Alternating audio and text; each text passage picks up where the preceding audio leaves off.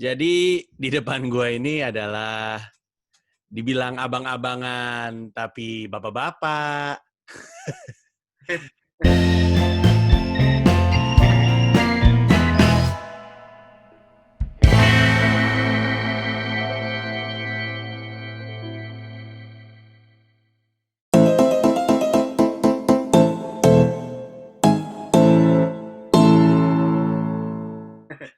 Arman Maulana, Anda apa kabar sih? Baik. Bapak-bapak jarang deh pakai Jordan. Tuh. Justru karena lu adalah bapak-bapak lu pakai Jordan. Anak zaman sekarang nggak ada yang tahu Jordan, man. Enak aja lu. Aing mah. Anak Eh. zaman sekarang tuh mengenali Jordan sebagai the crying meme guy.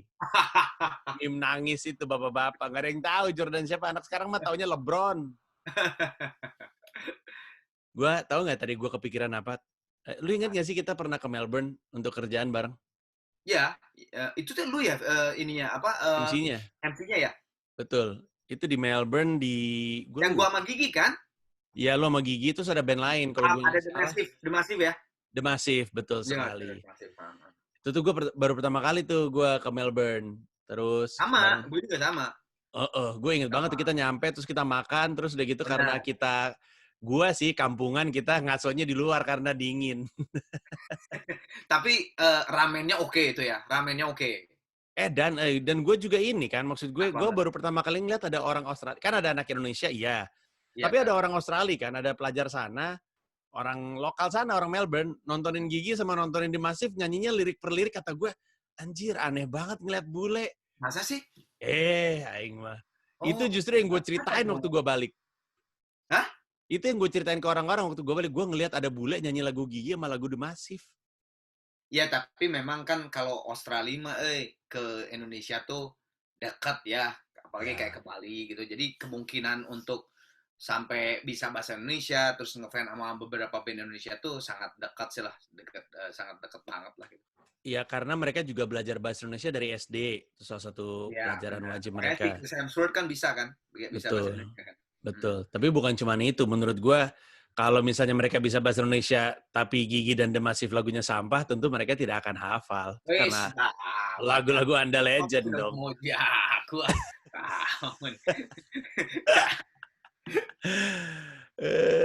Gue tuh sebenarnya ya, Hmm. nggak pernah punya waktu cukup untuk benar-benar bisa ngobrol panjang lebar sama lu. Terus kemarin waktu kita ada Iya, di benar acara juga. apa sih tuh? Acara yang sama Itu Alfito, detik.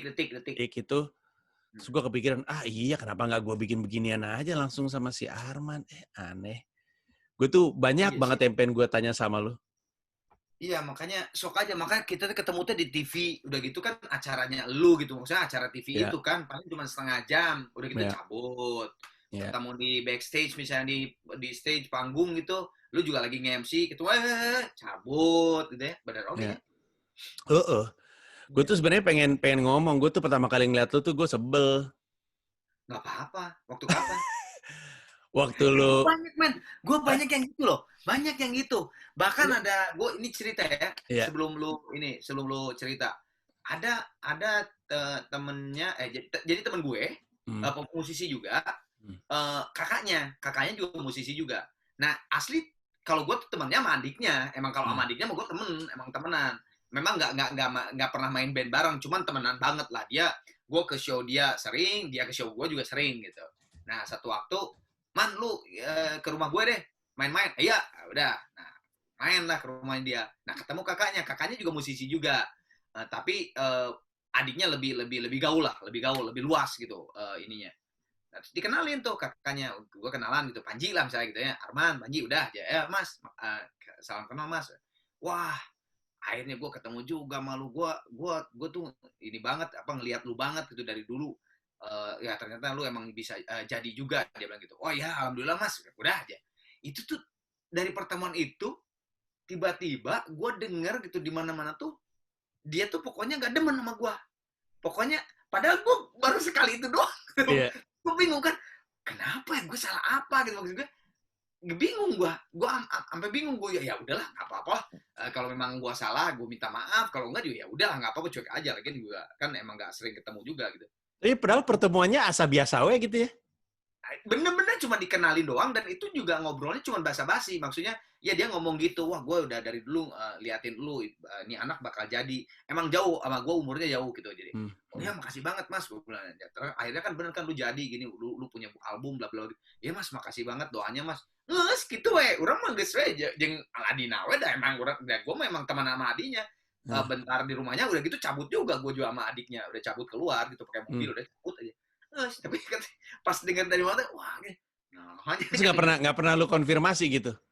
enggak lah, gue ya udahlah gitu, udahlah, gue juga ya, soalnya nggak pernah ketemu, nggak, cuman gue denger aja gitu. Iya. Nggak, Gitu. tapi So, alasannya dari adalah, kalau gue alasannya adalah karena saya fans berat Trio Libels. terus Lalu Anda masuk mengganggu serius ya, formasi yang serius ya. maksud gue, tapi lebih kepada, aduh ini siapa sih? Ini bukan Trio Libels yang aku kenal. Karena gue suka banget Trio Libels, gila kali gue.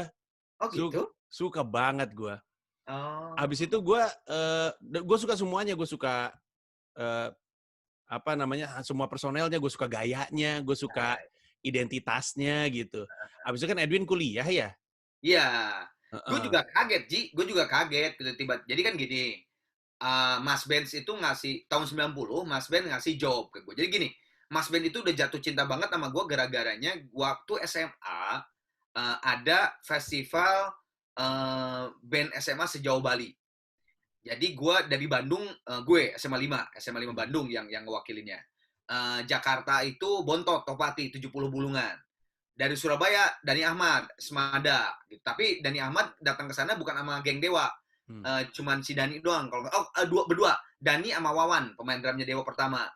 Kan Dewa tuh W-nya Wawan kan. Iya betul. Nah itu terus ada siapa lagi ya? Ya banyak lah pokoknya. Oh ya gue SMA 5 kan ada Capung kan. Si Capung Java Ajaib kan. Terus pemain drumnya Tommy. Tommy itu Marvel Band, Dunia Kecil. Nah pokoknya banyak lah yang jadilah di musik Indonesia gitu. Nah Mas Ben ketua jurinya itu. Ketua jurinya Mas Ben. Nah lihat dia nyanyi. Pertama kali lihat gue, dia langsung setelah gue dapet best vokal, dia ke belakang panggung, dia langsung, gue nggak ngomong bahwa gue itu adiknya Ria Hade. Kan si Teria tuh kak gue di Gadis kan, Mas Ben di Gadis kan. Gue nggak ngomong, nggak coy, ngapain juga gue ngomong gitu kan. Tiba-tiba dia ke backstage setelah gue dapet juara gitu, kamu siapa namanya? Arman kan? Ya, iya mas. Waduh Mas Ben, wah saya ngefans banget gitu. Nanti kalau Gadis ulang tahun, kamu mau nggak sama band main? Wah, mau, artinya Gadis tehnya Ren Garulis. Bener. Wah, ayo mas, gitu kan. Tapi gue tetap nggak ngomong, gue tetap nggak ngomong bahwa gue adiknya Teria, gue diem aja. Akhirnya, nah pada saat Gadis ulang tahun, gue masih inget di tim diundang SMA 5 band gue ke sana, baru di situ Mas Ben ngomong, kamu nggak ngomong kamu tuh adiknya Ria Hade. Ya saya ya buat apa mas saya ngomong, Mas juga nggak nanya, gue bilang gitu. Kamu deh, ya udah. Nah dari situ gue ngomong ke Mas Ben, gue bilang, gue tuh pengennya kuliah di Jakarta. Kalau gue keterima di UI, gue akan telepon Mas Ben. Gue anak Bandung, pasti teman-teman gue di Jakarta pasti dikit gitu kan. Paling tidak kalau gue inget Mas Ben, gue tuh mikirnya gini, ketemu Mas Ben tuh nanti tuh bukan mau nyanyi, bukan. Maksudnya tuh, kan Mas Ben itu dulu, wah raja segala macam lah ya. Festival apa segala macam gitu kan, juri. Gue jadiin panitia gitu maksud gue, supaya gue punya teman di Jakarta. Siap, kata Mas Ben. Nah pas gue masuk UI, gue telepon Mas Ben. Pager. Gue pager. Pager gila. Gue pager. Terus Mas Ben, Man udah kamu ke kantor. Nah, Mas Ben tapi udah pindah ke Aneka dulu. Sorry, ke Aneka. Anita, majalah Anita. Nggak dari Gadis tadi. Man, udah kamu datang aja ke kantor. Ya, datangnya orang ke kantornya. Pas ke kantornya, nah itu dikasih lomba cipta lagu perjuangan tahun 90. Itu cuman gua doang yang nggak punya album. Selebihnya semuanya di situ semua orang artis yang punya album. Titi DJ, almarhum siapa? Jazz Ricky Yohanes. Oh, Ricky Yohanes. Termasuk Roni Sianturi, bukan Tribels, Roninya doang. Yaina Julio sama Lita Zen lagi meledak-meledaknya emosi jiwa catatan si Boy. Makanya dia duetin lagi. Terus ada Opi ada nggak sih? Opi ada nggak ya? Lupa lagi. Pokoknya Titi DJ. Ada Titi DJ. Nah, itu di situ tuh pas gue di backstage, Roni lihat gue di panggung lari-lari gitu. dia langsung pas kalau ke ini apa di belakang panggung langsung dia ngomong, "Man, bantuin di Libels dong." Hah?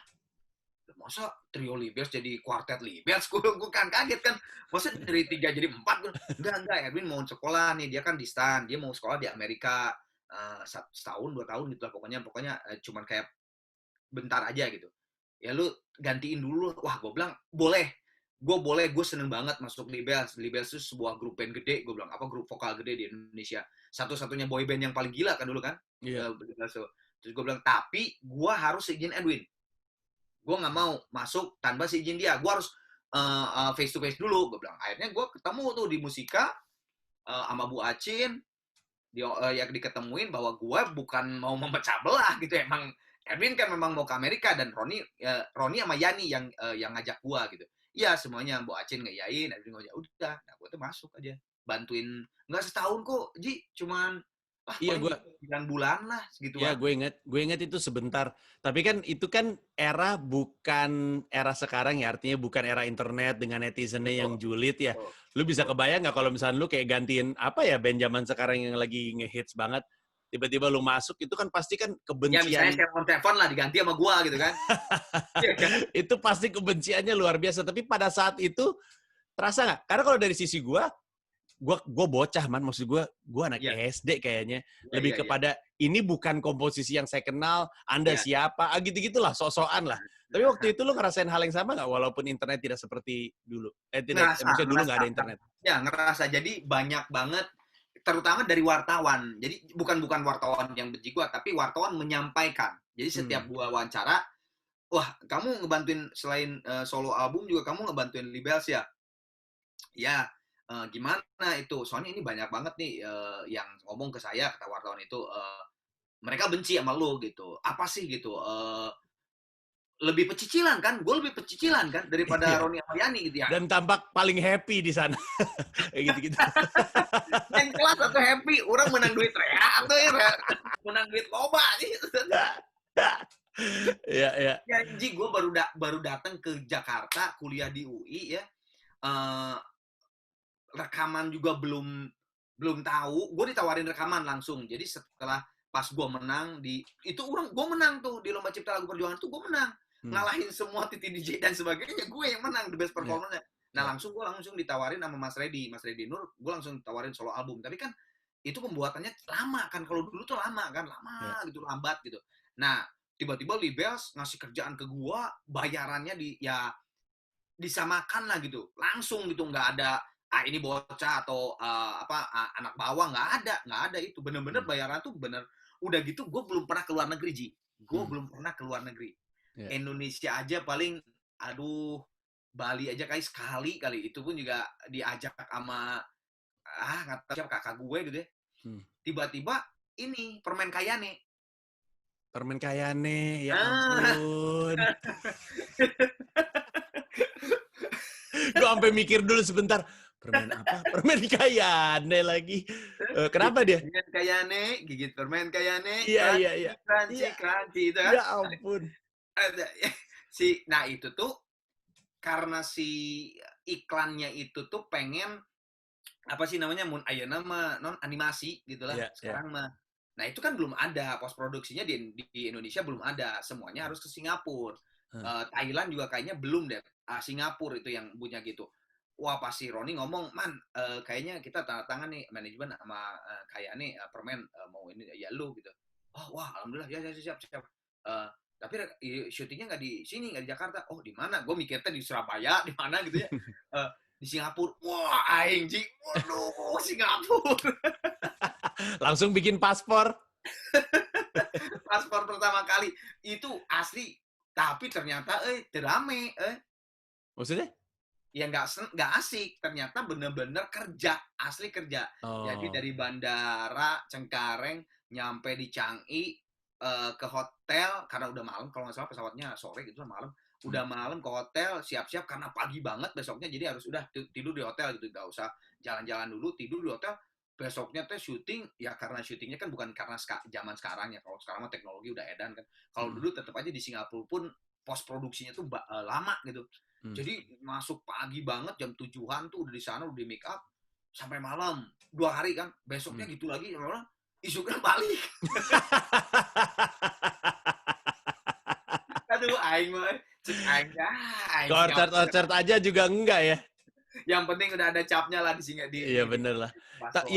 Yang gua lagi pikirin itu adalah antara lu usianya dengan usianya Yani dan Ya, Roni itu kan nggak jauh terlalu ya. jauh sih, cuman beda 5 tahunan. Oh, Beda 5 tahun.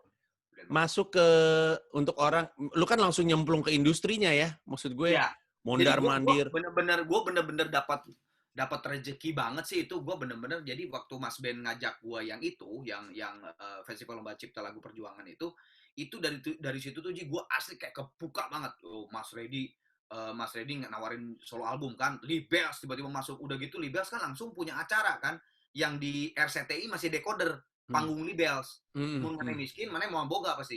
Orang boga decoder, tapi abis itu dibalikin sama bapak sambil nangis-nangis guanya. Waduh anjing. Nah Terus udah itu kan gitu? iya panggung Libels kan. Wah, itu kan gila Ji. Keren banget. Itu konsepnya kan gila. Satu lagu ganti panggung saja. Itu Hmm, wah dan apa namanya syuting paling terlama itu. Satu hmm, satu lagu satu panggung. hmm. Jadi satu episode 3 lagu kan. 3 kali ganti panggung. Panggung bener-bener dihancurin, dirubah total. Edan. Jeret, dirubah total jeret. Wah, itu nunggunya gila man satu lagu oke take sekitar 5-6 kali. Nunggu berapa jam syuting lagi, wah dan capek bisa. Tapi pas gue lihat hasilnya emang keren. Hmm. Untuk saat itu mah keren banget lah gitu.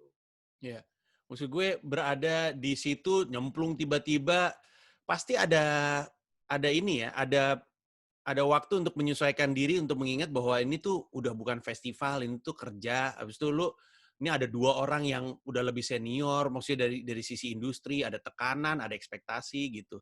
Apa aja tuh yang lu dapatkan dalam 9 bulan?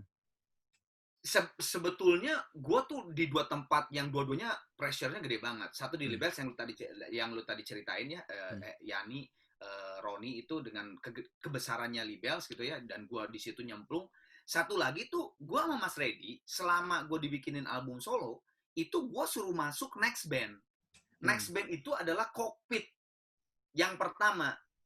I see. Cuman formasinya beda dikit. Pada saat Bung Freddy Tamela meninggal, kokpit kan langsung goyang. Hmm, Nah, akhirnya ya udah deh, susah gitu.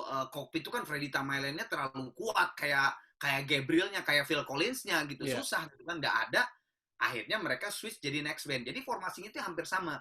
Kinan Nasution di drum, pemain gitarnya Oding Nasution, uh, pemain bassnya Mas Reddy, si Papi.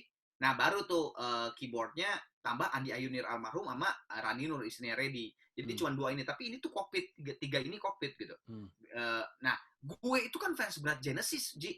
hmm, Gue hmm, tuh SMP, gue masuk di radio di Bandung ada radio YG, Young Generation. hmm. Young Generation tiap Kamis malam Jumat itu ada Genesis Night. Gue sampai ke Young Generation ke YG untuk daftar jadi GFC Genesis Fans Club. Edan. Jadi waktu COVID main di Gelora Saparua Bandung, gue masih SMP, gue udah punya kartu GFC, gue paling depan di depan itu gue lihat Reddy Tamera, gue lihat Mas Reddy, Oding, udah kayak lihat Mike Rutherford, Phil Collins tadi, gue di depan. Nah tiba-tiba pas gue sama Mas Reddy diajakin bikin solo, gue suruh ganti almarhum Freddy Tamela jadi vokalis next band. Gila Ji, itu Yeah. gue main tuh bener-bener gue latihan sama Oding Nasution, sama Reddy Nur, sama Kinan Nasution yang nama-namanya tuh men geng pegang saham kan gede banget, Mas Krisy dan sebagainya. Gue tuh dua pressure gue sebenarnya. Yeah. Terus pertanyaan lu apa? Oh, apa yang didapat ya? Iya. Oh banyak Ji yang didapat. Ini ya Pengalaman manggung dan kehidupan ya seks ugal-ugalan ya. Lah, udah nggak? Kok ngeheng? Enggak, Lu udah. pertanyaannya gitu sih jadi Anjir, gue ngomong seks langsung ngeheng bangsat. Internet gua nih kayaknya sih, internet gua nih. Aing mah, ini mah kacau internet ini. Kalahnya. Tunggu bentar ya, tunggu stabil dulu dikit. Parah anjing. Ini kayaknya laptop gue Islami deh. Terlalu agamis. Ya, tapi tadi apa? Banyak dari sisi Iya, udah pasti pengalaman udah pasti. Tapi yang jelas adalah link di musik Jakarta. Ya, musik Jakarta adalah musik nasional gitu ya. Jadi gue kenal sama semua musisi rock, dengan gue ada di Libes, gue kenal semua musisi pop. Jadi gue luas banget. Next band itu kan, aing mana freeze deunya. Ya, baik tenanan suaranya aman sih. Suara aman. Oh, aman. Jadi gue di dua tempat dualisme yang akhirnya gue linknya tuh luas banget gitu. Udah gitu gue kan waktu itu masih ada almarhumah Technita kan. Almarhumah Technita di situ masih nyanyi juga, masih namanya ada banget gitu di musik Indonesia. Jadi link itu bener-bener luas banget. Terus gue berjalan dengan di Bells itu banyak banget ketemu dengan komposer-komposer, arranger, produser-produser, musisi-musisi dari pop, lini pop. Permen Kaya nih itu yang bikin lagunya Aji Sutama, yang ngaransemennya Adi MS. Saat itu Adi MS lagi sering-seringnya ngaransemen iklan.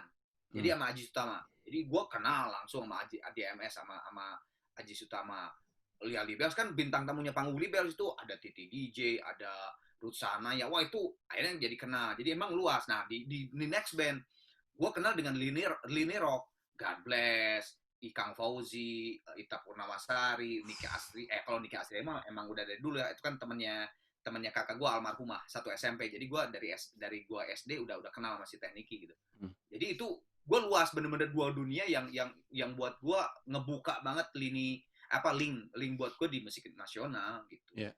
Itu gue bisa ngebayangin ya, untuk menjadi seorang penyanyi atau vokalis atau band pada zamannya, itu kompleks sekali.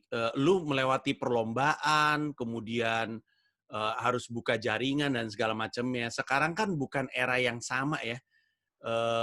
Ada banyak anggapan bahwa musisi-musisi zaman sekarang nih ada banyak istilahnya ya, dan ini disebutkan dengan apa ya istilahnya, dengan mungkin cynical, mungkin ya, tapi atau mungkin nyindir. Banyak dibilang musisi kamar karena mereka beneran cuman dari kamar gitu. Tapi mereka brilian, maksudnya mungkin dari kamar mereka terbuka terhadap banyak musik, jadi banyak, terus mereka ngoprek sendiri. Tapi mereka nggak, istilahnya nggak perlu keluar dari kamar untuk kemudian bisa punya karir, karena mereka bikin lagu sendiri, mereka rilis single di Spotify, di mana dulu sistemnya album. Kemudian mereka bisa berkarir, kemudian mungkin viral, kemudian dapat job, kemudian naruh single di YouTube, views-nya banyak. Industri yang beda sama sekali. Nah, kemudahan itu kan sebuah keniscayaan ya. Kita tahu bahwa teknologi memudahkan. Tapi dan mungkin karena mudah jumlah jadi lebih banyak. Mungkin, gue juga nggak tahu. Lu di musik pasti lebih jelas. Tapi apakah kemudian banyaknya pemain yang kemudian jadi penyanyi atau jadi musisi membuat komposisi dengan kualitasnya jadi kurang atau enggak? Lu ngeliatnya gimana? Kalau menurut gue sih emang sekarang memang perubahannya tuh itu. Kalau zaman dulu gitu ya, untuk menjadi seorang star lah ya, star gitu, itu perjalanannya tuh kan berliku-liku banget gitu.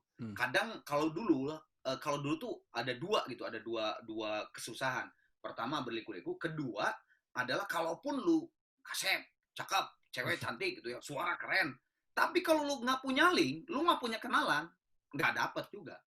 Lu bener-bener harus punya teman. Panji nih, lu udah jadi artis, lu teman gue, nah bisa tuh Ji, please atuh Ji, aing nih demo gua gitu, terus didengerin sama lu, emang keren nih si Arman teh. Ya udah, lu tuh langsung kasihin tuh ke eksekutif produser lu, ke label, ini si Arman keren nih teman gua. Nah itu baru bisa tuh. Tapi kalau zaman dulu gue bagus, cakep, bagus nyanyinya keren lah gue, belum tentu kalau nggak punya link mah. Jadi emang dulu susah. Nah kalau sekarang kan emang bener yang lu bilang, kebalikannya. Tapi memang kalau menurut gue sekarang tuh lebih edan Ji, karena gini, zaman dulu angkatan dari gua ya 90, 80, 70 ke 60 itu kan pelajarannya tuh audio doang. Audio pun kalau lu kaya bisa beli kaset. Kalau enggak lu pinjem ke teman orang yang kaya. Iya kan? Misalnya lu ngefans sama Van Halen atau Michael Jackson lah. Ya Van Halen rada bingung berdua kayaknya. Michael Jackson lah ya, Michael Jackson kan semua masih tahu lah ya. Iya. Nah itu kalau gua orang miskin gitu ya, maksudnya nggak punya duit, nggak mungkin punya kaset dan playernya. Ada si Panji orang kaya nih, nah paling orang deketan si Panji, Ji pinjam, Ji saya denger. Nah itu kan audio doang. Pada saat misalnya gue pemain gitar, itu denger chordnya Michael Jackson, jeng jeng jeng jeng jeng jeng jeng jeng, di mana ya mainnya? Ntar dulu, gue nyari kan, jeng jeng, oh iya bener. Menurut telinga mah kayak bener, jeng jeng, oh iya bener. Main aja gitu di 17 Agustusan atau di pensi, ya kan? Padahal sebetulnya chordnya salah, cuman secara kalau anak sekarang kan audio visual, makanya lebih edan sekarang tuh anak-anak sekarang tuh, karena udah lihat Ji, udah bener dilihat dia, oh chordnya tuh gitu, oh posisinya gini, ya pasti lebih gila kan, udah gitu kan sekarang di YouTube mencari aja sound ini, memakai efek ini, memakai ini wah edan guys, pokoknya mah canggih aja. Akhirnya mereka memang karena audio dan visual sekarang itu memang talentnya lebih gila. Cuman bener yang lu bilang, kan sekarang di kamar juga bisa nih berkarya. Biasanya mereka akan pertama kali pada saat dia meledak, bang, pasti kan off air banyak tuh. Saat pandemik ya, sekarang macam kayak off air, kayak virtual, balik dia ke kamar. Waktu sebelum pandemik tuh tiba-tiba Panji edan YouTube-nya 20 juta, wah gua udah deh IO langsung, gua pengen Panji manggung dah. Nah biasanya di situ Ji ada kelemahan. Maksudnya kelemahan tuh karena lu belum pernah ketemu dengan banyak orang, lu belum pernah ketemu dengan stage besar yang monitor itu jaraknya sekian, sound itu seperti apa, penonton interaksi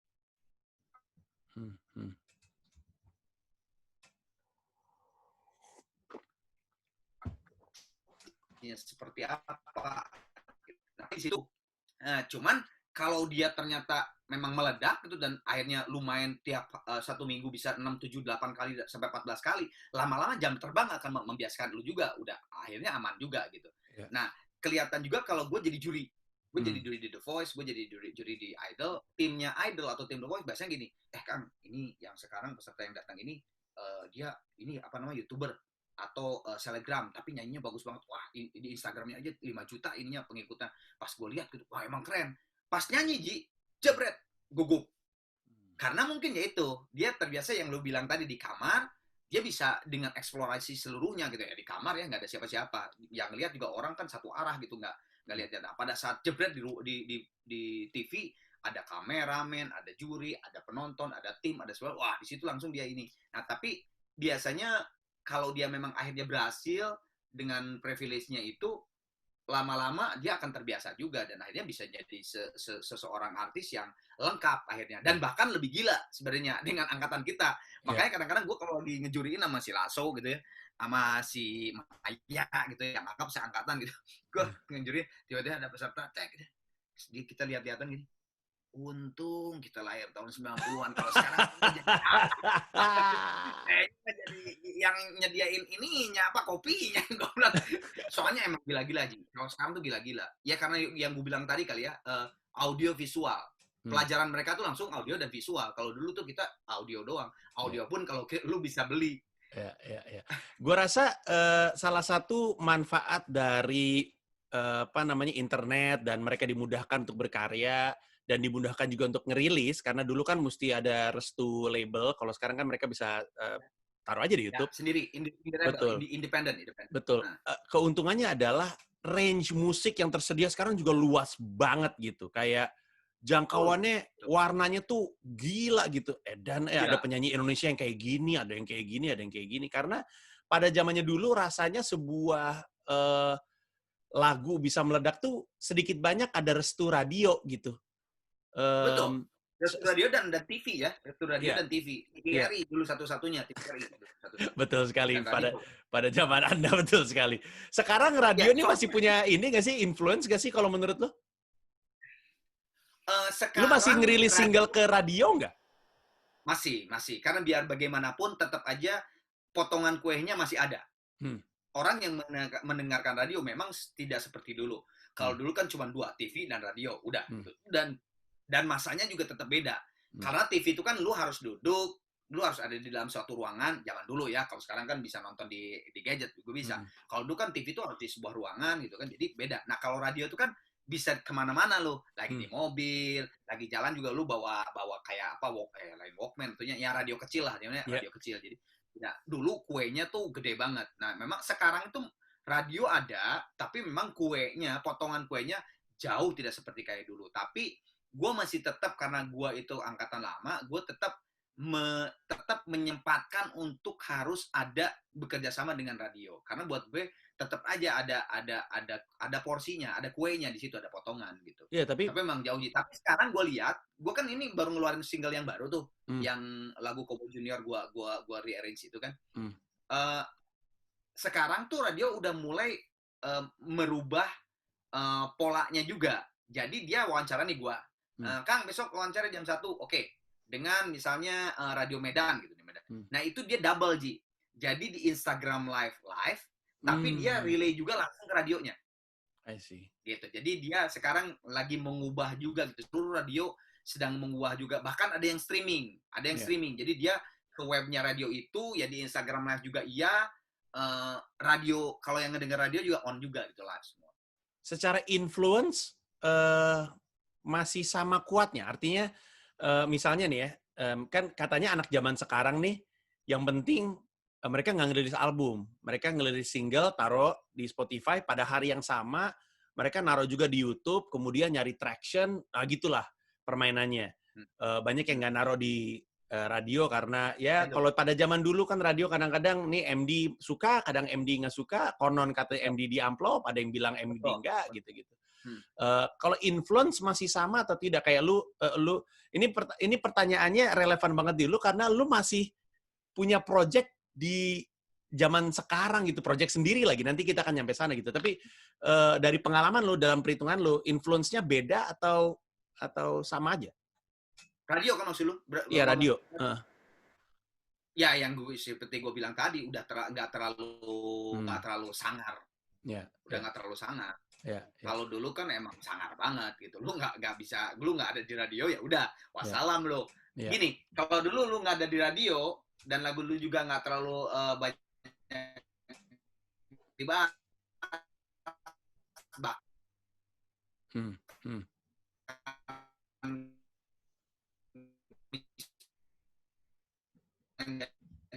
main di ferry. Ya, maaf.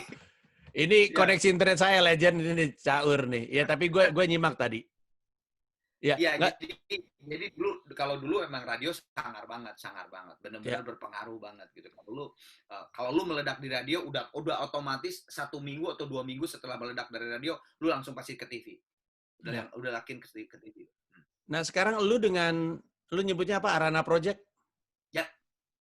Itu kan berkarya di era yang beda lah. Maksud gue tuh sangat mengagumi kemampuan lu untuk beradaptasi, keinginan lu untuk belajar. Mungkin di satu sisi Arana Project adalah sebuah rasa penasaran yang pengen lu keluarkan gitu. Gue bisa memahami atau sebuah cita-cita yang ini harus keluar dari badan gue gitu. Karena kalau ada ide di kepala tapi nggak dijadiin tuh malah bikin sakit gitu. Tapi pertanyaan gue adalah,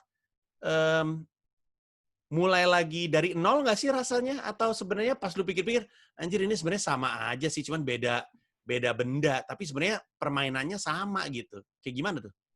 Dan siapa yang ngajarin lu? Gue pengen tahu. Ya, gue justru mau cerita nih, Ji. Jadi kan terjadinya Arana Project atau Arman Maulana Project itu adalah karena kejenuhan gue bersama Gigi setelah di umur di 20 tahun Gigi, 21 tahun Gigi. Jenuh di sini jangan diartikan gue pengen keluar dari Gigi, enggak. Tapi maksudnya ya wajar, 20 tahun, 21 tahun barengan gitu ya. Karena gini, selama perjalanan 21 tahun, 22 tahun, itu kan ada beberapa ide gue yang tidak bisa disampaikan di Gigi. Karena Gigi ada berempat, ya kan? Ya kalau istilah saham malah 25%, 25 gitu kan. Jadi kan di sini tuh di otak gue tuh sekitar 75, 60%, 50% tuh ada banget yang pengen diutarakan tapi gak bisa nyampe. Nah makanya pada saat Gigi umur 21 tahun, 22 tahun tuh gue sampai mentok di situ tuh ngeluarin single apa, pokoknya ngeluarin single apa, gue kan yang bikin lirik. biasanya gue bikin lirik tuh paling lama tuh 2 hari, 3 hari itu paling lama tuh. Jadi aja gitu. Itu asli Ji, gue sampai seminggu gue mentok. Gak bisa gue. Naon, apa ya, apa sih gitu. Akhirnya ya itu, akhirnya gue keluar. Kayaknya gue harus mengeluarkan sebuah project solo yang akhirnya kayak lepas dulu deh gitu, mengeluarkan semua ide yang pengen gue tumpahkan di sebuah project. Akhirnya muncullah Arana Project gitu. Nah, dari situ tuh memang cita-cita gue adalah gue gak mau kompos, menciptakan lagu, gue gak mau sekaligus jadi produser, gue gak mau bikin lirik, gue bener-bener pengen menjadi seorang penyanyi doang di situ. Itu sempat mengagetkan pihak Trinity, label gue. Hah? Masa serius Kang? Bener, gue bilang tuh. Jadi Kang Arman nyanyi, iya, gue kasih lagu aja. Ya kalau masalah lagu dan aransemen atau produser, itu bolehlah ngobrol sama gue ya. Karena kan gue juga harus tahu, kan gue keinginan gue kemana kan harus tahu dulu. Masa tiba-tiba orang dibikinin jadi, misalnya tiba-tiba gue bikin campur sari, wah gue nggak bisa, gue bukan penyanyi campur sari, misalnya gitu kan. Nah itu baru ngomong gitu. Arahnya kemana sih? Gue sih arahnya tuh pengen ke musik tahun 80-an. Saat gue remaja, gue itu ngefans banget sama yang namanya Quincy Jones. Gue ngefans banget sama namanya Chick Corea. Gue ngefans banget sama yang namanya Jazz Fusion. Dan di Gigi nggak bisa, gue bilang, gue tumpahan itu. Jadi gue Arana Project pengen di 80-an. Kebenaran, saat ini tuh kayak Tulus, Afgan dan sebagainya tuh itu musik yang tahun 80-an banget kalau menurut gue mah gitu. Nah, akhirnya keluarlah itu. Nah, dari situ gue memilih orang-orang yang bener-bener anak-anak muda yang buat gue ini apa ngefans banget gitu. Wah, edan nih keren pisan sih iya gitu. Makanya gue pertama kali milih Lale Ilmanino. Karena menurut gue Lale Ilmanino tuh pas banget buat apa yang ada di otak gue. Itu pun kaget gitu si anak Trinity ya. Jadi bener nih kamu nggak akan nyiptain, enggak, gue bilang udah pokoknya gue yuk kita milih lagu bareng-bareng aja. Udah, akhirnya Lale Ilmanino ngasih lagu, udah pas take vokalnya si Trinity mungkin belum ngomong A&R-nya ke anak-anak Lale Ilmanino itu pas di studio. Ayo Kang, sok silakan nyanyi. Loh enggak, gue harus nyanyinya gimana? Hah? Si Nino tuh bingung deh. Hah? Maksudnya ya sok atur aja sama lu, gue suruh ngapa-ngapain, gue pengennya sampai improve-nya lu aja kasih, ntar sama gue ini dimasukin ke dalam gue gitu, ke soul gue. Hah? Oh nggak mau gue sih, no.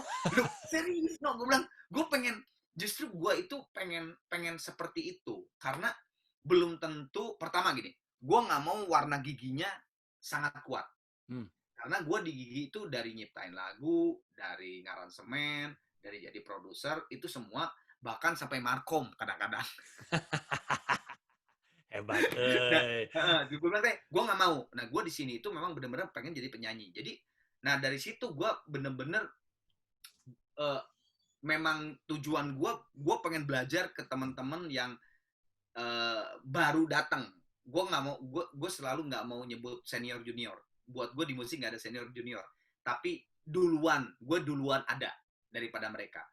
Gue pengen belajar. Karena gini Ji, ada sebuah lagu diciptakan dan lagu itu sebetulnya untuk pendengar umur di 19, 20, 21, 22, sampai 25 deh gitu. Rasa itu kan udah nggak ada di gue Ji. Soul dari lagu umuran segitu tuh udah nggak ada. Gue tuh udah 2 kali lipatnya umur itu gitu. Untuk gue masuk ke umur segitu dengan kemampuan talent gue yang sudah ada sekarang, gue harus kerjasama dengan anak-anak yang umur segitu untuk itu dapat gitu itunya. Jadi emang gue tuh Arana Project tuh betul-betul gue sebagai penyanyi doang. Ya.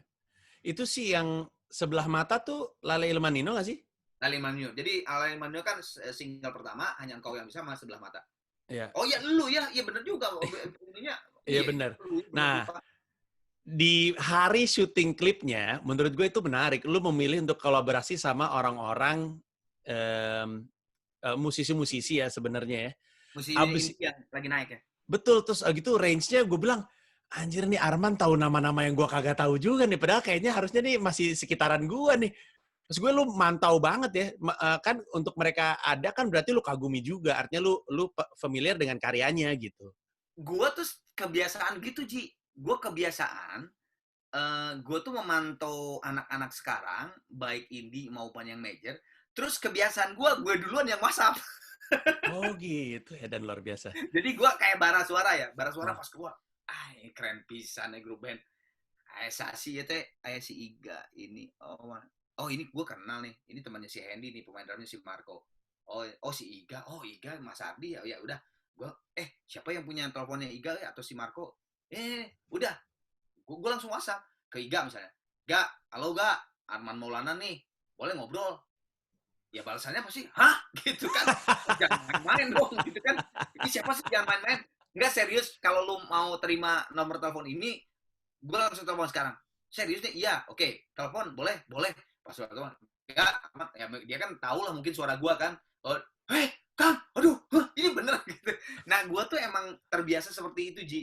Gue ke bamnya Eleven Kind, gue ngefans banget, gue telepon dia, gue cari-cari info, teleponnya berapa, manajernya berapa, gue kejar. Gue terbiasa seperti itu, Ji. Selalu gue terbiasa seperti itu, karena buat gue, siapapun itu, kalau dan menghasilkan karya yang di Indonesia blown up, buat gue gitu, emang gue harus kejar gitu, dan gue harus pengen tahu, pengen kenal. Gue rasa itu membuat ada semacam kesegaran di elunya gitu, seger sekali gitu untuk bertemu dengan mereka, mengkonsumsi mereka, dan nyemplung di kurang lebihnya ya kolam yang sama dengan mereka hari ini, pasti bawa kesegaran sendiri. Mungkin itu juga rahasia awet mudanya Arman Maulana, bisa jadi. Mungkin, nggak tahu lah, gue mah itu mah gak karena dipikirin gue. Tapi gue maksud gue kayak misalnya single yang lagi lu promoin, kayaknya kita belum sempat ngobrol deh. Single yang lagi lu promoin yang lu bilang istilahnya apa? Nge-remake atau ngaransemen ulang? Rearansemen ulang ya. Jadi emang project ini kan Trinity bikin LDR, lagu dari rumah. Bisa aja bikin lagu baru, tapi momennya nggak akan dapat, keburu lama gitu ya. Nah akhirnya project ini adalah lagu yang sudah populer, dibawakan lagi secara akustik. Nah akhirnya gue pilih pada saat keluar list lagu mana aja, pas lihat ada lagu Cowboy Junior, gue bilang gue milih ini. Ini keren nih lagu. Gue tahu banget ini lagu keren gitu. Bisa banget diakustikin. Jadi rearrange ya, aransemen ulang. Ya, dan itu lu bilang kan waktu kita janjian ini kan lu bilang gue baru bisa di atas jam 8 ya karena gue biasanya promo. Dan itu masih giat lu lakukan ya, maksudnya dengan emang karena ya udahlah emang ini pekerjaannya, atau emang ini project yang gue seneng juga untuk cerita sama orang-orang?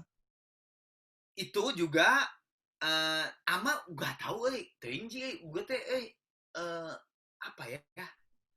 Gratilan gitu, ininya tuh otak gue tuh gratilan. Kadang-kadang sampai Trinity sendiri tuh sampai si Kang Rono banyak banget ya idenya, seneng gue.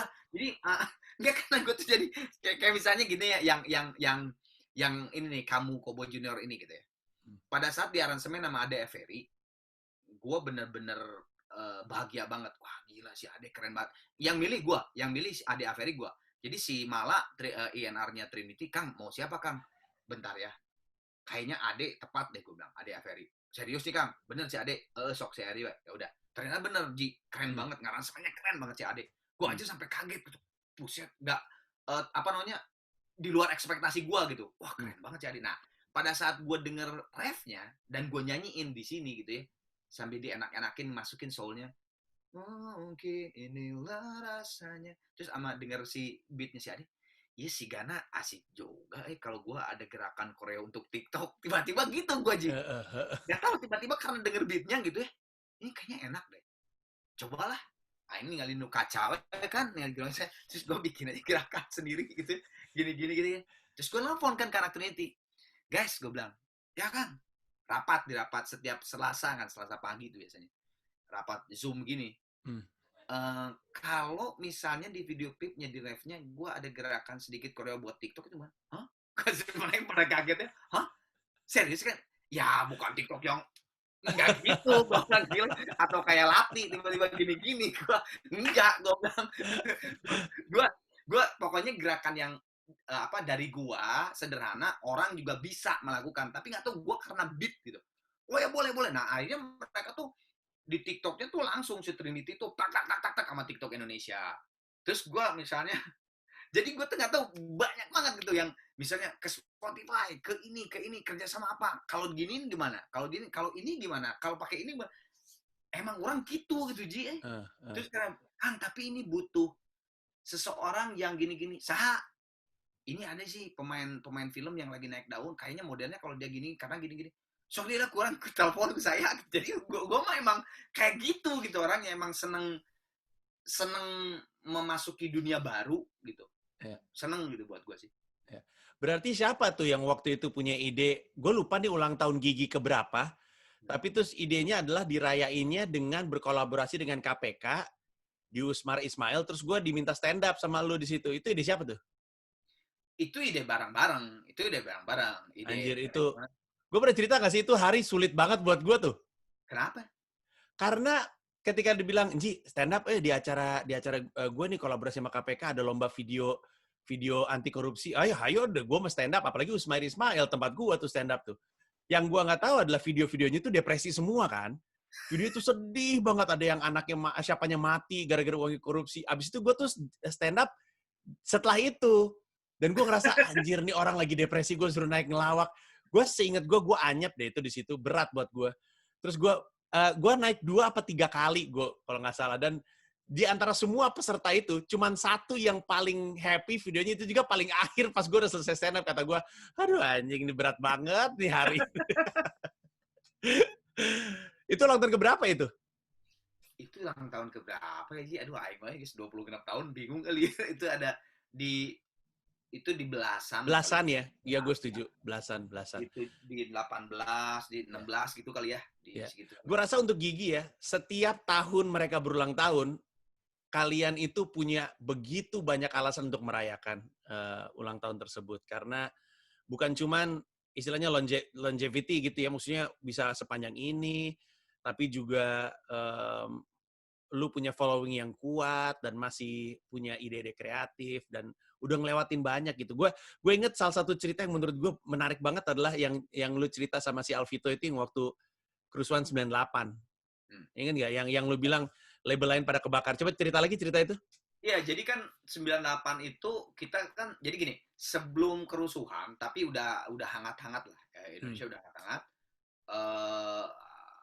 Kita rekaman album Kilas Balik yang ada lagu Terbang. Nah, itu dikeluarinnya itu memang rilisnya itu pas banget pas kerusuhan 98. Kebetulan kita dulu Sony Music kan. Sony Music itu kan kantornya di tengah di mana? Menteng. Di Menteng. Nah, kerusuhan dulu kan yang dibakar itu kan di daerah kota Glodok sama daerah Pluit. Banyak yang dibakar. Nah, label banyak kan memang di kota, di Glodok sama di Pluit. Itu banyak banget artis yang kebakar semua. Pita-pitanya. Sebetulnya ada satu lagi Musika kan di Perdatam, di Tebet, daerah Pancoran situ. Itu kan nggak ada bakar-bakaran di situ kan, gitu kan. Tapi kayaknya mungkin nggak tahu kenapa Musika tidak mengeluarkan, pas tidak ada artis yang mengeluarkan ngeluarin album gitu. Jadi cuma Gigi. Nah itu di situ sempat galau gitu, Sony dan Gigi gimana ya dikeluarin jangan ini dalam kerusuhan gini. Tapi akhirnya kita sepakat bahwa Payan waktu masih di Sony, Gigi sepakat dengan manajemen bahwa udah keluarin aja. Karena ada musik mah tetap aja lah, orang butuh hiburan, gue bilang tetap aja gitu. Akhirnya dikeluarin.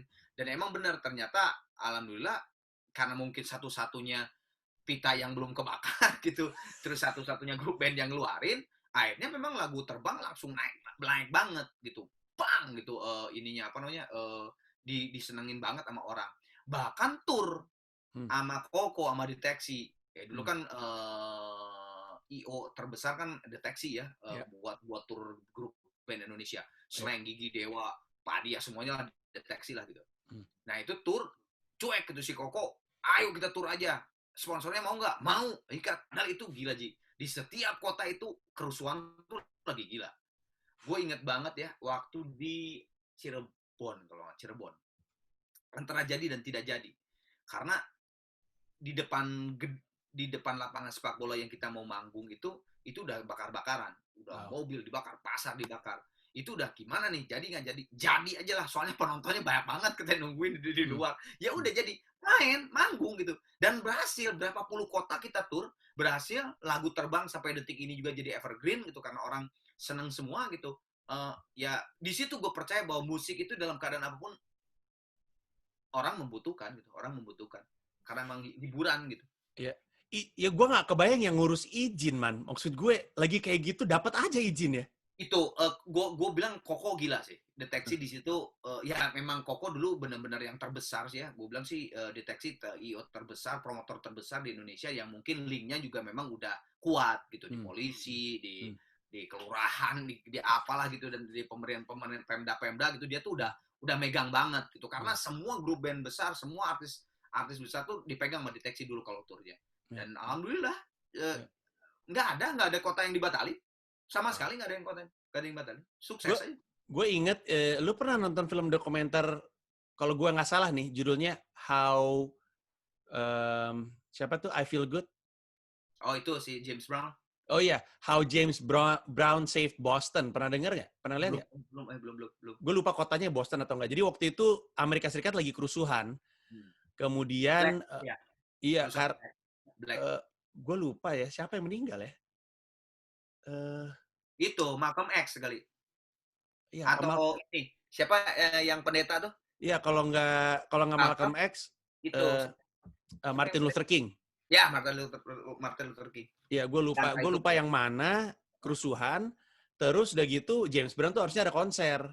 Terus mereka debat soal jangan ada konser, gimana sih nanti rusuh dan segala macam. Terus ada satu stafnya wali kota, orang kulit hitam, dia bilang, Pak, kalau James Brown Bapak kasih izin untuk manggung, saya yakin kerusuhan berhenti karena dan tolong ditelevised, Pak, live di TV. Saya yakin semua orang pada masuk rumah dan nontonin James Brown. Dan benar, akhirnya James Brown dikasih izin untuk manggung, terus semua kota itu berhenti rusuh, Boston saat itu berhenti rusuh, semua orang antara ada di situ atau ada di rumah untuk nonton live. Kemudian sebenarnya sempat di antara penonton, sempat rusuh. Sempat ada singgung-singgungan. Habis itu James Brown yang bilang, lu gila kali lu. Kita tuh sini untuk senang-senang. Kita di sini harusnya bukan untuk berantem gitu. Dan keberanian entah itu pihak kotanya ataupun penyanyinya ataupun promotornya untuk kejalanin itu akhirnya menjadikan Boston nggak ngelanjut rusuh. Artinya kalau berkaca sama yang kadang-kadang justru di saat kalut, di saat kondisi lagi susah, orang ini butuh outlet yang membantu mereka untuk nggak destruktif gitu. Betul. Dan itu yang dirasain sama lu. Iya, Ya sama lu ketika tour gitu. Ya, makanya gue setuju banget pada saat kemarin pandemik terjadi gitu. Maksudnya, ayo kita senang-senang, misalnya apa supaya imunitas kita naik. Itu gue percaya banget gitu. Yeah. Bener emang imunitasnya jadi naik, jadi karena udah deh pusing gue, udah ini aja deh gitu. Dan itu gue buktiin waktu tur Kilas Balik itu, tur album Kilas Balik itu gue buktiin banget berapa puluh kota. Alhamdulillah sama sekali nggak ada rusuh. Ya adalah berantem dikit kecil udah gitu ya sama kayak gitulah yang sama kayak Jameson. Gue kan lu coba tolong tanya deh ke IO yang pernah datengin Gigi zaman dulu. Gue tuh paling sering banget ngebentak di panggung. Gue paling sering banget ngebentak di panggung. Kenapa? Gue bilang keluar. Gue nggak butuh lu. Gue bilang. Gue selalu ngomong gini. Gue mending ditonton sama 10 orang yang membutuhkan dan pengen senang-senang sama Gigi daripada ditonton puluhan ribu orang tapi berantem. Lu keluar, gue nggak butuh. Gue selalu ngomong gitu. Akhirnya berhenti gitu. Dan gue selalu sering banget kayak gitu. Tapi yang dulu, ini intermezzo aja. Ada satu kotanya nggak usah lah, ntar tersinggung lagi. Lu kan ini YouTube, gila lu. Ada satu kota aja. Gue nggak buburit sama Gigi. Gue inget banget bintang pembukanya Bontot, Topati, Indro, yang nyanyi siapa ya, gue lupa lagi. Topati, Indro, pokoknya pembukanya tuh Topati, Indro, dan sebagainya, dan kawan-kawan. Candil kalau nggak salah. Candil atau siapa gitu ya vokalisnya. Gue lupa lagi. Baru lagu pertama, Topati, berantem. Wah, dia bingung kan. Topatinya sama Indro secara pemain jazznya. Iya. Gitu kan, buset ini apaan gitu. Akhirnya pokoknya nggak jadi manggung cuma setengah lagu berhenti lagi, manggung sudah berantem udah. Nah akhirnya Gigi lah, udah deh ya udah lu cukup, udah Gigi aja deh, udah Gigi gue chat Gigi kan, gue manggung lagu pertama gue sukses nggak ada yang berantem. Di lagu kedua baru setengah lagu berantem, gue langsung berhentiin. Woi, gue bilang, lu gila lu, udah bulan puasa siang-siang berantem kesini. Gue bilang udah gratis lu dikasih sama sponsor gue, kalau lu tahu nggak, gue bilang ini bikin ngedatengin gigi, bikin stage ini ratusan juta, gue bilang mungkin mau mendekati miliar, gue bilang gitu, tapi lu bilang wah mereka diem kan gitu. Yaudah, gue mau nyanyi lagi atau enggak? Nyanyi, oke, nyanyi satu lagu, pas mau masuk lagu lagi berikutnya setengah lagu berantem lagi. Akhirnya gue kesel kan, wah kurang ajar lu, gue bilang. Emang kota itu maaf banget nih, kota itu selalu gitu. Yeah. Gue inget banget ada ini intermezzo lagi. Gue inget banget Mulan Jamila lagi meledak-meledaknya nyanyi di mall, launching motor apa gitu di mall, Garlut ya di mall. Mulan Jamila ya di mall. Jamila. Terus akhirnya gue pas di situ gue bilang, udahlah, gue bilang, gue turun deh. Lu kayak gitu, gila lu, gue bilang, udah gue turun kan, gue turun tuh Ji. Terus si Bontot, si Topati sama Indo lihat, loh, kan lu turun gitu kan. Rese banget teman-teman, kurang ajar. Udahlah, gue diamin aja dulu, paling juga dia ntar kalau dia kita naik, Man jangan dong Man, gila lu Man, itu kan alat gue di masih di panggung, ntar kalau dilemparin gimana? Terus Ante mikir kan, bener karunya gitu, lama tiba-tiba ada yang ngelempar satu kan bisa ngelempar semua kan, alat-alat hancur semua. Ya udah deh, gue naik lagi, penontonnya geus eueus ya. Balik. Gue langsung di atas panggung kan, si Topati kan di bawah, si Indro tuh di kan pakai tutup gitu kan, jadi dia nggak bisa lihat penonton. Kan Topati panggilannya Bontot kan, Tot, Ndro, sini. Apaan sih lu? Sini, gue bilang. Nggak mau, gila lu masih ngapain? Sini, gue bilang. Serius? Ya sini. Pas naik, tuh lihat penontonnya. Lu, penontonnya kemana? Kata bener kota geus teu puguh aing. Gue kayaknya tahu kota yang lu maksud deh. Maksud gue secara MC pun gue pernah ngalamin hal yang sama. Gue pernah ada kejadian juga nih soal rusuh. Gue nge-MC nih di sebuah kota. Kotanya juga dikenal keras lah. MC-nya di parkiran mall. Acaranya acara basket. Jadi waktu itu ada namanya Crash Bone lah, acara basket di dalam kerangkeng. Tahu. Biasanya mereka di akhir kompetisi ada panggung musiknya. Nah, yang main di kota tersebut, betul. Tapi yang manggung di kota tersebut adalah anak-anak coklat. Gue inget banget di kejadiannya nih. Masih sama Kikan juga. Coklat nih. Terus udah gitu, coklat lagi main, gue sama Terry Putri tuh di belakang MC berdua. Gue lagi nunggu karena coklat lagi main. Terus gue bilang sama Terry, aduh gila gue kebelet mencret ini. Makan apa ya gue tadi, kebelet banget sampai menggigil gue. Terus udah tahan lah, tinggal satu lagi, coklat selesai kita closing, ntar kita balik ke hotel gitu. Tiba-tiba ada yang ngelempar ke panggung. Terus anak-anak coklat keganggu. Anak-anak coklat nunjuk ke security yang di samping. Tuh, yang itu yang lempar-lempar. Jadi sambil main, no, yang ngono gitu. Orangnya ditarik ke atas panggung sama security. Sama security ditarik ke atas panggung, dipukulin.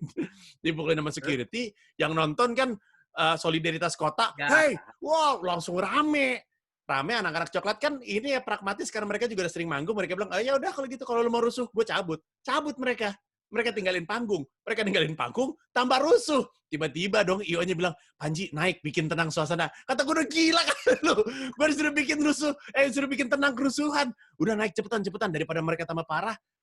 Si Terry Putri nggak berani, nggak mau, Panji aja. Gue naik, Terry kan kecil ya, Terry Putri kan kecil bener tuh manusia. Ya udah gue naik ke atas panggung.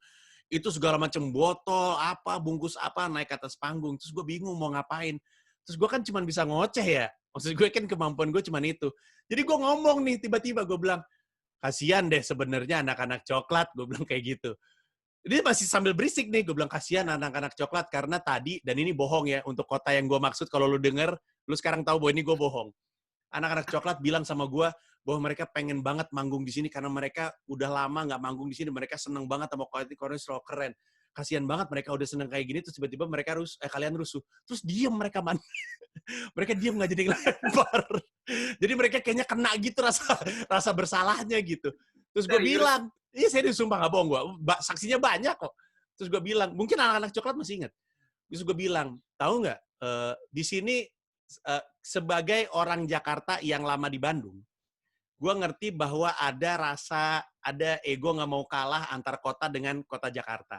Ya. Terus gue bermain dengan itu. Gue bilang, di sini siapa yang kesel setiap kali ada band gede atau band luar negeri mainin di Jakarta mulu? Wah, gitu. Siapa di sini yang pengen bahwa band-band gede itu manggung di sini juga? Kalau gitu mungkin nggak band-band luar negeri itu datang ke sini kalau kota ini rusuh seperti ini? Tidak. Saya yakin itu tadi yang rusuh juga cuma sebagian dan bukan seluruh orang kota ini. Betul. Terus gue ngomong terus aja kayak gitu sambil nengok kanan nih anak-anak coklat udah pada mau manggung belum sih? Karena sambil gue ngomong tuh di samping gini-gini mulu, ini paling dibenci nih sama MC nih. Sampai akhirnya gue nengok ke samping, anak-anak coklat udah standby sambil nyengir ngeliatin gue. Terus Io-nya bilang begini, terus gue bilang, kalau misalnya mereka mau datang lagi, kalian masih akan terus nggak? Enggak, kalian akan buktikan bahwa ini kota yang hebat. Iya, kalau gitu tepuk tangan untuk coklat. Terus mereka manggung, terus happy semuanya. Terus sumpah gue nggak bohong. Perasaan mau mencret itu hilang sampai sampai gue balik ke hotel. Udah nggak ada itu. Tapi maksud gue ngerti perasaannya dan ngerti betapa tipis banget antara kita mungkin salah ngomong dan bener ngomong untuk membuat keadaan lebih baik dan lebih buruk. Itu ada tuh kejadian itu di kota yang sama. gue Gigi, Padi, sama Nugi waktu tur yang itu yang jarum coklat bertiga itu. Kota yang sama. Itu jadi Nugi dulu, Gigi, terus Padi. Padi lagi hot-hotnya kan itu. Nah, pas Padi, yang di Gigi juga ada rusuh gitu lah, terus berhenti rusuh. Ya biasalah gua teriak-teriak itu berhenti, akhirnya main. Nah, pas Padi tiba-tiba tuh si Fadli kesel kali kan. Lagu pertama berantem, lagu ketiga berantem. Itu si Fadli marah. Wey, kalian goblok. Edan. Itu gua kan kaget kan. Si Fadli kunaon atau kenapa mesti ngomong gitu kan? Terus tiba-tiba si Pio kayak, Fat, lu jangan ngomong gitu kan? Terus dia berhenti gitu kan, maksudnya. Tapi tiba-tiba dia berhenti, berhenti. Badi juga nggak main, berhenti gitu. Kenapa ini? Trouble atau soundnya apa? Gue sama anak Gigi ada penasaran kan, gue ke panggung lagi gitu kan, karena anak Badi pada gini aja ke panggung. Gue lihat ke panggung, terus gue lihat gitu, kenapa sih gue? Kan penuh banget tuh, Ji. Ini penuh banget, lapangan sepak bola tuh malam-malam. Itu udah mantap banget ya, udah wah udah nggak ada jarak tuh. Tiba-tiba waktu itu di tengah-tengah aja, pada lari gitu, itu kenapa? Ada apa di tengah-tengah? Tahu nggak lo apa di tengah-tengah? Polisi. Ada orang bawa samurai, ditaliin di tali, terus digini-gini. Gila. Wah, gila. Itu aja selesai. Akhirnya selesai, Padi nggak diterusin. Karena udah chaos banget. Gue udah, emang kota ini memang kayak gitulah, ayolah. Gue udah aja. Itu satu lagi nih, ada satu lagi kota ini. Gue pernah ngabuburit atau apa ya? Bukan ngabuburit, tapi di bulan puasa. Dengan Ustadz Yusuf Mansur. Sok tanyain ke Ustadz Yusuf Mansur. Di masjid, Ji. Jadi kayak lu itu di lapangan mall. Nah ini jadi di lapangan masjid. Jadi Ustadz Yusuf Mansur tausiah, Gigi, akustikan religi. Luts ya, Ji. Sampai Ustadz Yusuf Mansur, Allahu Akbar, astagfirullah. di parkiran masjid karena lu. Aing bingung kata kota. Itu emang luar. Salah satu yang gua tahu akan harus cerdik ya kalau manggung tuh di depan, dan moga-moga nggak ada yang tersinggung ya, karena ini diceritakan tidak dalam rangka merendahkan, adalah manggung di depan Slankers. Gue pernah tuh manggung di Jogja. Waktu itu acaranya Glenn Fredly almarhum, Vote, Voice from the East. Dan ini pertama kali Slank manggung outdoor di Jogja. Terus gue disuruh manggung setelah kejadian kan, Slank sempat nggak bisa manggung outdoor tuh. Ya. Terus ini kembali lagi manggung Slank outdoor di situ tuh di alun-alun. Manggung sebagai MC komika atau sebagai? Gue nge-rap diminta sama si Glenn. Gue juga nggak ngerti tuh Glenn kenapa ngajak gue. Terkenal juga gue agak rap gue. Tapi mungkin karena teman ya, jadi diajak aja. Terus gue ngelihat sebelumnya ada siapa ya? Tompi kalau nggak salah. Wah, penontonnya rame sendiri. Pokoknya kalau bukan rock nggak ditangkep aja sama yang nonton tuh. Terus udah gitu, gue sama anak-anak tuh sampai deg-degan. Aduh, ini udah mah lagu kita kagak ada yang kenal. Kita nyanyi juga cuma 2 lagu. Terus semua orang di sini nungguin bukan untuk kita ngapain ini di sini. Terus pas sebelum gua tuh Melanie Subono. Ya. Terus Melanie Subono itu kan, ya lu tahu sendiri kayak gimana, diomelin itu yang nonton. Goblok-goblok, jangan rame lu. Strikers pada happy gitu kan. Terus gua mikir, ini kayaknya bener gua mesti belaga bego nih, gua mesti kayak paling kenal lah sama mereka. Terus gua naik ke atas panggung. Terus lagu pertama sambil di intro gua teriak, siapapun di sini yang semangatnya paling oke selama gue manggung, gue kasih baju yang nempel di baju gue. Di badan gue. Selama 2 lagu tuh, mereka joget, bukan joget rap deh, pokoknya gue nggak tahu mereka joget apa, tapi kayaknya mereka demi kaos, mereka, wah, happy. Gue sambil nengok ke anak-anak band gue, gini nih, untung mereka kagak rame, kagak nimpuk-nimpuk. Terus pas sudah selesai, karena gue nggak pengen digebugin karena bohong, akhirnya gue buka kaos gue lempar tuh ke arah penonton. Nah, badan gue kan nggak bagus ya, man. Tete gue musuhan. Dari jeans gue tuh keluar-keluar tuh glandel-glandel, lemak gue kemana-mana gitu. Terus udah gitu tete gue serong keluar. Gue udah lupa tuh sama sekali bahwa orang di situ punya kamera kan. Terus gue udah, ya udahlah, oke kalau gitu yang penting gue aman, set gue selesai, terus gue balik, gue nggak tahu nih ternyata Sri Sultan nonton di belakang. Lagu gue kan agak-agak semangat kebangsaan ya, ada beberapa lagu yang punya semangat kayak gitu, apalagi acaranya Voice from the East, jadi gue bawain lagu itu. Pas gue nengok ke belakang, gue masih tete musuhan gitu kan jalan, terus ada bapak-bapak duduk gitu. Bagus lagunya, saya suka. Oh ya, terima kasih. Hah? Terus gue langsung tutup tete gue, mohon maaf Sri Sultan. Aduh, mohon maaf, saya bukan bermaksud tidak sopan gitu. Udah mah gue harus mengatasi kemaluan sama itu. Besoknya foto tete gue musuhan nyebar di internet, anjing aing malu pisan, goblok, kata gue ngapain di demi slankers gue. Kayaknya sekarang masih ada tuh kalau misalkan lu buka Google Panji Pragiwaksono foto Jogja, masih suka ada tuh foto gue lemah kemana-mana, anjing edan era goblok. Tapi man, ini gue kalau gue lanjutin sih bisa panjang banget, ini udah sejam kayaknya. Gue seneng banget ngobrol sama lu. Ini Zoom berbayar ya? Kenapa? Lu ini Zoom berbayar? Oh jelas, fasilitas perusahaan saya. Nah, saya baru ngomong kamu kaya, ternyata fasilitas perusahaan. Iya, punya kantor nih saya pakai. Boro-boro ngapain gue pribadi punya. Emang buat kayak begini-begini. Tapi Arman, terima kasih banyak. Udah ngobrol-ngobrol, udah cerita-cerita. Dan gue sangat mengagumi keinginan lu untuk terus belajar di usia 61 ini. Rese lu. Tapi gue ntar dulu sebelum lo menutup dan sebelum lo muji-muji gue mau minta maaf sama lo. Gue sampai detik ini belum pernah lihat live lo. Gue selalu nggak jodoh. Abis lu bikinnya weekend sih. Kalau weekend tuh sarua aingnya bukan job. Ya makanya gue sempat bilang, untuk yang nonton nih gue pernah bilang sama Arman, satu-satunya cara Arman bisa nonton gue adalah dengan gue tanggep dia. Jadi gue jadiin dia apa, kayak opener atau apa gitu baru dah. Kalau kagak nggak mungkin dah nih. Ya, gue juga. Tapi gue berjanji. Lu teh mau bikin apa yang kemarin gagal karena pandemi teh? Iya, tour gue namanya Komodo Menoi itu bakal di Istora. Kalau bisa ini, gue insya Allah bener. Gue janji sama lu. Ini yang pasti, man. Yang kali ini tuh bukan di hari Sabtu, dia di hari Minggu. Jadi kalau misalkan ternyata biasanya kan Minggu kan kalau udah malam kan istirahat ya, meren gitu. Gue juga nggak tahu. Mudah-mudahan pas gak bentrok sama gue. Ya, kabari saja untuk di Istora Senayan. Oh iya, lu Istora ya? Istora, tanggal 20 Desember. Anjir, di situ kaya juga ya. Kan mahal, ini teh bayar. Ya, makanya tiketnya juga mahal. Oh, boleh juga loh, boleh. Iya, maksud gue kan beban produksi dan beban kreatif kan saya serahkan kepada yang nonton. Kita berterima kasih sama yang nonton kalau misalkan mereka mau beli gitu.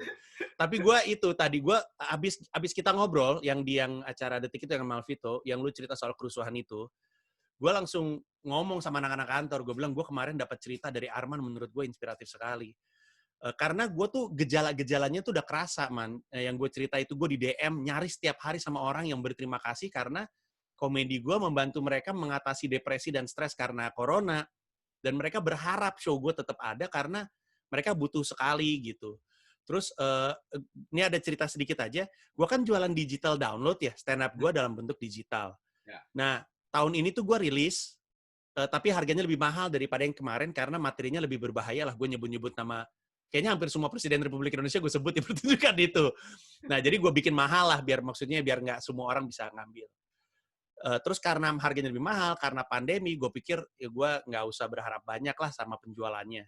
Ternyata ketika itu rilis, unit terjualnya itu cuma beda tipis sama tahun lalu. Tahun lalu nggak ada pandemi dan tahun lalu lebih murah. Terus gue bingung kan, kenapa orang di saat gue pikir mereka nyimpen duit, ternyata mereka rela untuk bayar untuk nonton lawak gitu. Terus karena gue cukup dekat dengan beberapa penikmat karya gue, maksud gue bisa WhatsApp, terus gue bisa DM, gue tanya semuanya, nyaris semuanya bilang ketika mereka ada di rumah, mereka butuh banget untuk keluar dari ketidakjelasan corona. Karena sampai hari ini kan corona nggak jelas banget ya. Ya, benar. Jadi mereka pengen keluar dari itu. Jadi pas gue denger cerita lu, gue bilang kayaknya tanggung jawab kita juga nih untuk bantu mereka, dan perjuangan gue sekarang adalah memastikan acaranya beres dari sisi protokol COVID. Dan kalau gue bisa bikin itu, moga-moga gue bisa jalan. Amin. Dan kalau itu terjadi, gue terima kasih banyak sama cerita lo, karena itu yang ngasih gue semangat. Wah, makasih juga, Ji. Gue juga. Gue terus terang gue banyak inspirasi dari lu. Gue lihat Instagram lu, gue lihat Twitter lu. Sampah semuanya, man. Digital lu yang lu di JCC lah, yang lu turun dunia juga banyak banget cerita-cerita yang kadang-kadang gitu membawa dapat buat gue ada bahan omongan untuk di stage gitu. Memang nggak nyaplok dari lu, tapi oh iya, saripatinya adalah ini gitu. Keren bener. Ya, sama-sama saya bersyukur. Anda cuma berkata seperti itu karena semua legend harus begitu. Legend mah selalu, ya gue juga suka. Lain gitu emang bener, Bal. Anjing. Udah lama gue gak disapa Bebal. Arman Maulana ini legend yang paling getek kalau disebut legend. Jen, naon sih anjing gitu. Gue paling gak seneng disebut senior aja, gue gak seneng. Iya, tapi akhirnya menyerah sendiri Arman Maulana setelah bertahun-tahun gue panggil legend, akhirnya dia malas untuk... Kalau lu manggil legend, aing asal juga Borobudur.